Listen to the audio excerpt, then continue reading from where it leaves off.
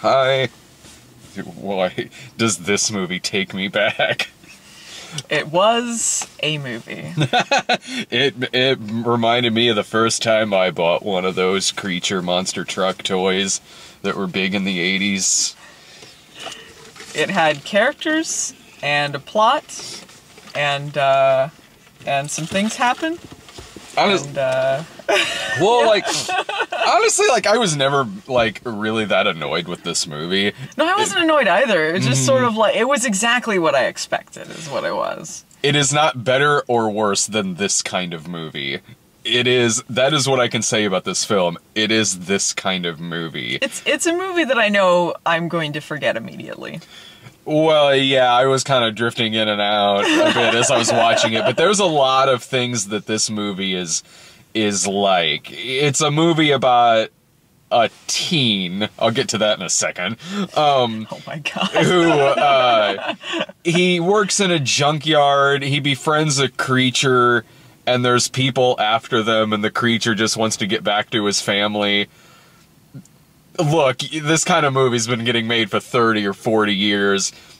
This is one of them. It's not worse than a bad movie like that, but it's not on the better end of the spectrum of it. It just does all of the things that those movies do. They got a free Creech, Free Willy. Yeah.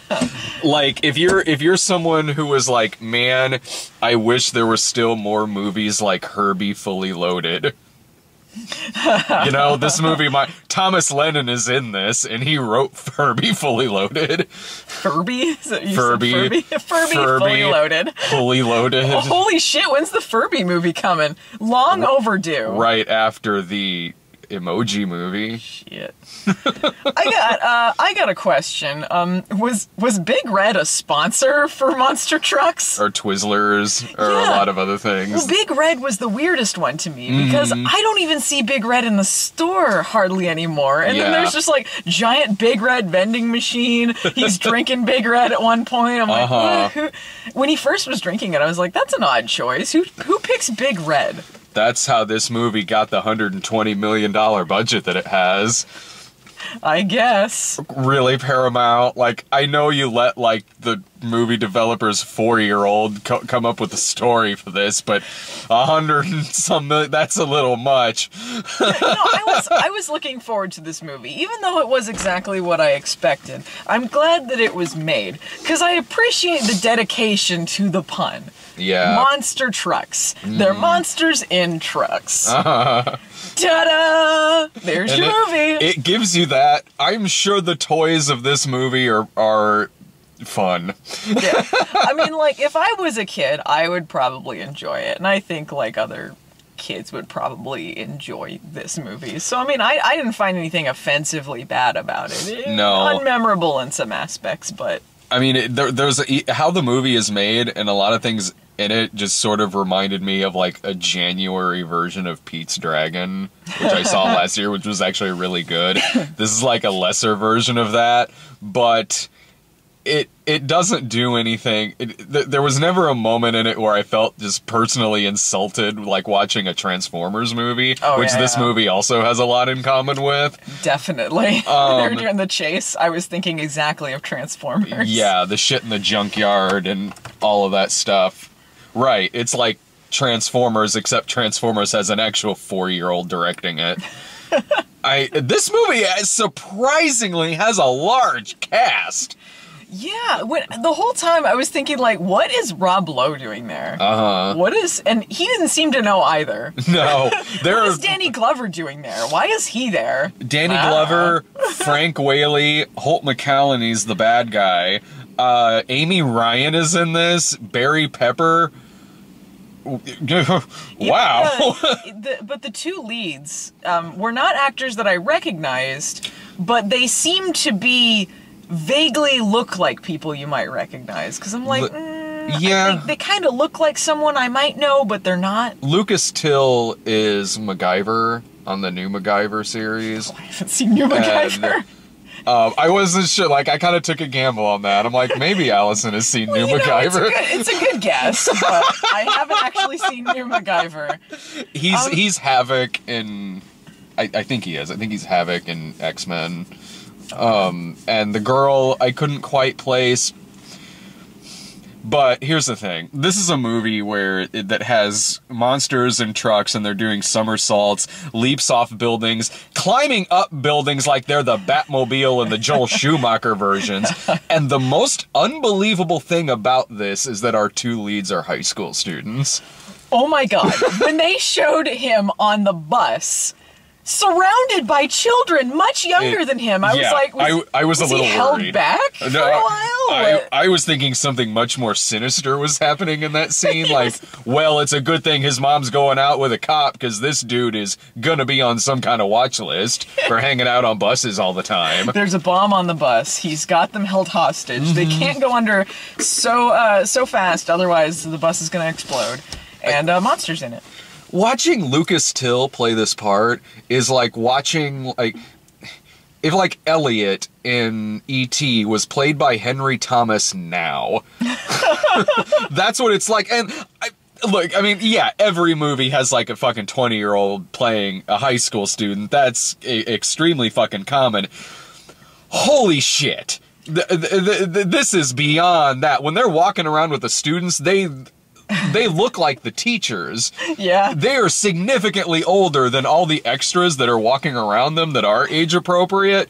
She is dressed like she's just like a straight up substitute teacher at this school.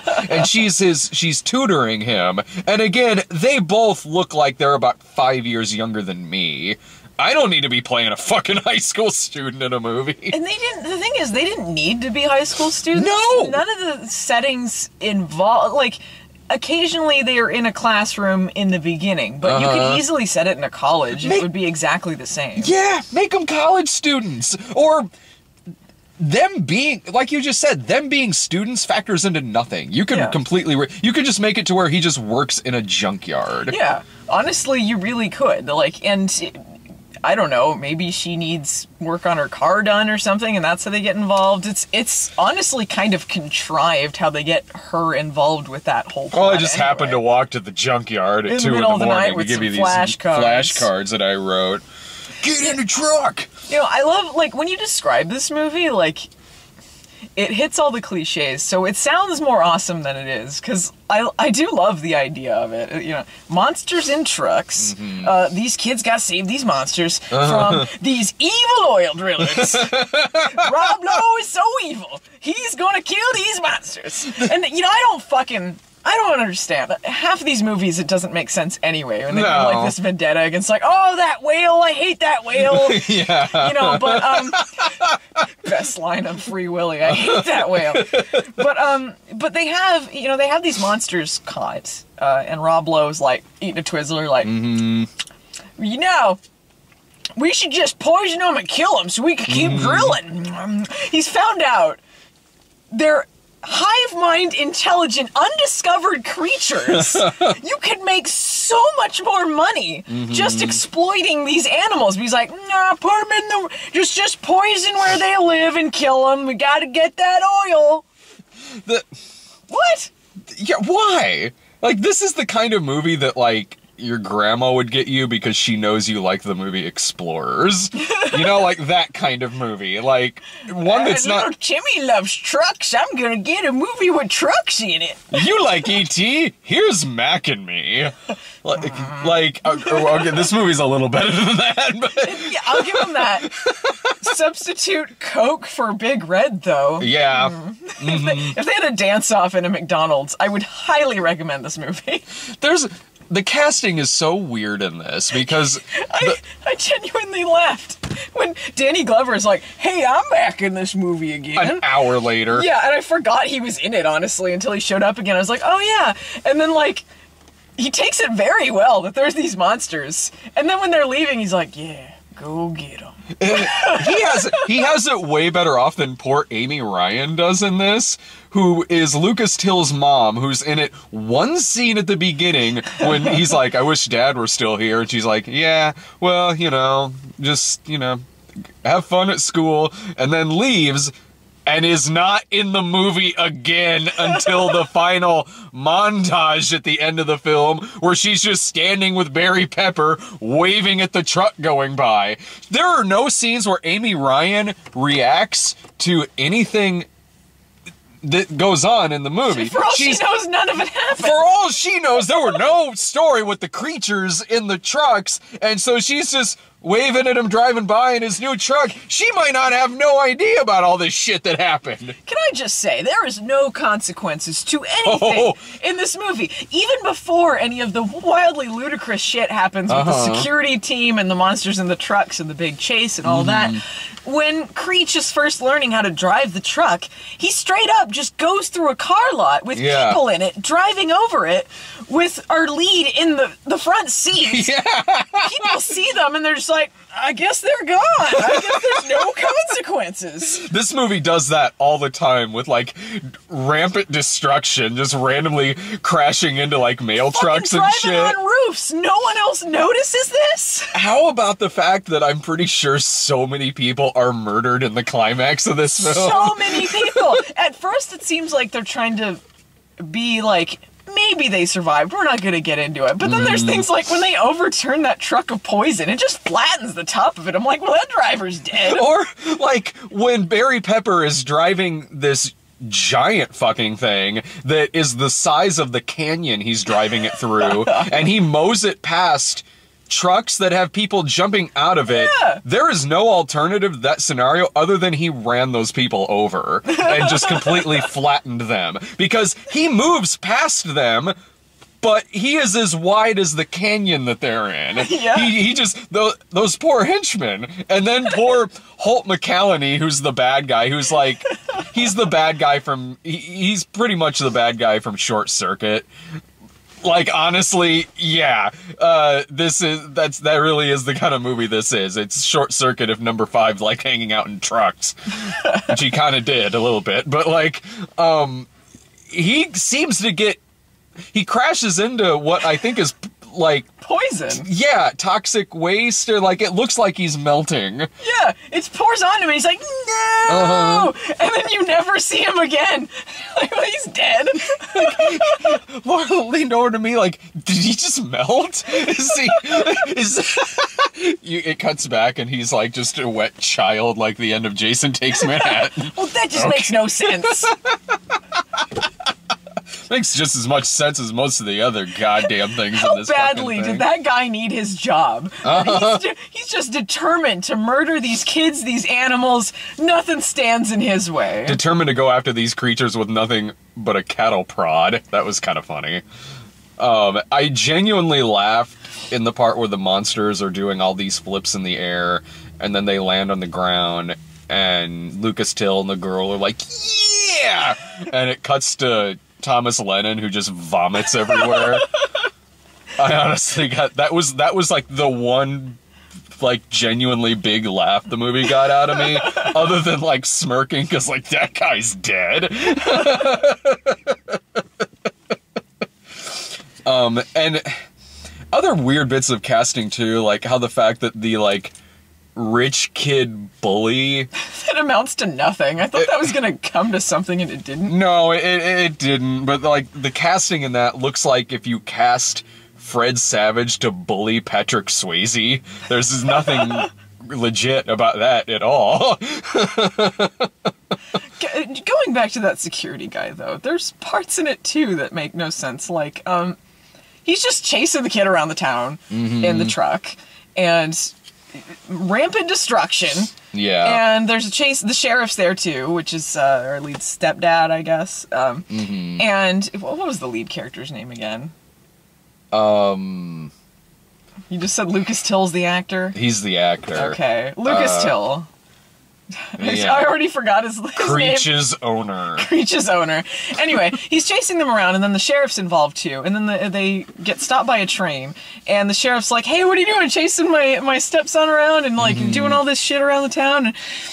And he's just like, hey, don't forget, like, we employ you guys too, so when the next re-election comes, da-da-da-da-da. So basically, he just can act like the police and bully this kid, and no one has anything to say about this. Or when they're on the lot with his biological father, and then they're just getting ready to, like, beat up and take the kid in just front of everyone. Another piece of rampant destruction where the truck just drives through Frank Whaley's trailer. They did not do a good job of establishing that he was a deadbeat dad until he was gonna, like, give him up to just get beaten up, I guess. Yeah. Because at first I was like, when they were talking about the accident, I completely spaced, and I didn't know they were talking about the oil drilling thing from the beginning, so I thought maybe there was some, like, traumatic thing that happens where his character, like, you know, his dad was kind of off and maybe people thought he was crazy and they were gonna make amends or something. But then he was like, he was drinking, and I'm like, oh, alcohol equals bad, I guess. Yeah. And then he's like, I'm gonna make some chicken wings. By the way, you're going with this guy. Security. Yeah. I couldn't tell either if he was, like, a deadbeat dad at first or not, because he seems to just live, like, a block away from them. So I'm like, or if, like, he and the mom just simply split up. The ADR said, like, Dad, what's he doing here? Which implied he had been gone for some time. Yeah. Which was really awkward lines. Like, Dad? As if he's gonna talk to the news. The worst special effect in this movie was, speaking of ADR, is when they were standing, Holt McCallany and Barry Pepper are standing in front of that train going by, which is an obvious fake train going by them. And because there's not actually a train there going by him, they're talking in a voice level to where, like, if this was actually happening, you would be like, what? Yeah. I say we go, I gotta get past this train and get the monster. And the creatures in it were fine. They were, like, clearly, like, manufactured cute. Like, there are some things that don't make sense to me about them. They were supposed to be living underground this whole time? Yeah. So they wouldn't have eyes. They wouldn't need them if they were just living underground. I would think. Unless they like surfaced every once in a while. Their cave does lead to the surface, I guess. So I guess no one just ever discovered them. I don't know. I don't know. They're weird. There are things about them where I'm like, I wish they'd humanized them a little less, because like it's fine to do, like, some cutesy things, like they can learn about, like, waving, or, you know, like, humans do this equals this, that's fine. But, like, there are things, like, when they're just, like, kind of smiling and acting like people, where it's like, that's a little too far-fetched for me, monster trucks. They smile, they laugh, they look like adorable old men, like cartoon, like, old people. When he has that line, Lucas Till, where he's just like, oh, big squish face or whatever, where I'm like, that's a bad line. Like, that's just like, because we know they're going to be squishy and kids are going to think like, big squish face. Like, they're so manufactured cute, and luckily they don't give them any annoying lines or anything like that, so it is impossible to hate them, because then if you were to want bad things to happen to them, you're just a sociopath watching this movie. Yeah. No, I mean, there's cute things about them, like how they're bioluminescent, so they, like, glow when they're in the water, and that looks really pretty. Well, here's what that looked like. That effect looked like someone shined a black light on them, and sometime in their sleep, Lucas Till jacked it all over them. Well, now that's what I think of. Now, every time you watch this movie... Every time I watch this movie, which I surely will, not immediately forget that I saw it by tomorrow. With Phelan. I liked fucking Rob Lowe gets his comeuppance at the end, sort of, just during the montage at the end. And you think something's gonna happen, like he's gonna be like, oh, I'll sue you, you can't take me down. And he just goes like, and leaves. He gets arrested, and I'm sort of like, I know he's the bad guy, but I don't know why he's getting arrested. What are you gonna prove? Right. I guess, well, okay, the scientist guy has lots of dirt on him about the illegal activity. So even if you don't talk about, like, the massively public stuff that was going on, he could at least be like, okay, he was, like, lying about this stuff and all these things over the years. So. Yeah, I mean, that's, like, kind of a he said kind of thing, whereas, like, if Lucas Till is getting off scot-free for the destruction he's caused to half the town, like, it seems like even a shit lawyer would be able to get Rob Lowe off on all of this. We'll save it for the sequel. Oh, yeah. That's what's gonna happen. I don't know if this movie's gonna make its money back. No. And when Rob Lowe's, like, looking through her phone, like, ha ha ha, you like cats, huh? Ooh, pictures of the monster, delete, delete, delete, ha ha ha. And they're like, oh, you think getting the pictures gonna do anything? I was expecting them to be like, because we have the cloud. Yeah. It's all saved. We put it on Twitter already. Line that the producer's 4-year-old wrote. Yeah, that's enough. If you, yeah, like, okay, if you need proof that this movie was, like, co-greenlit because of input from a 4-year-old, there are 2 scenes in this movie where grown-ass people are standing behind the wheel of a car just going, me, brr, like they're on a fucking race car bed. Shit. So I gotta save a little battery on here for the Bye Bye Man. Any final thoughts about monster trucks? The trailer represents it exactly. If you've seen one of these movies, you've seen all of them, and you've seen this, so use that as your judgment. I don't really recommend it, but I don't unrecommend it either, so. I can't in good conscience recommend seeing this in the theater. There was really nothing that really captivated me about this movie. It's a movie that's slightly more fun to talk about than it is to watch. But there's nothing offensively bad about it. I wasn't, like, just hating my life watching this thing. I wasn't at all. Like, in due time, I'm going to forget that I even saw this.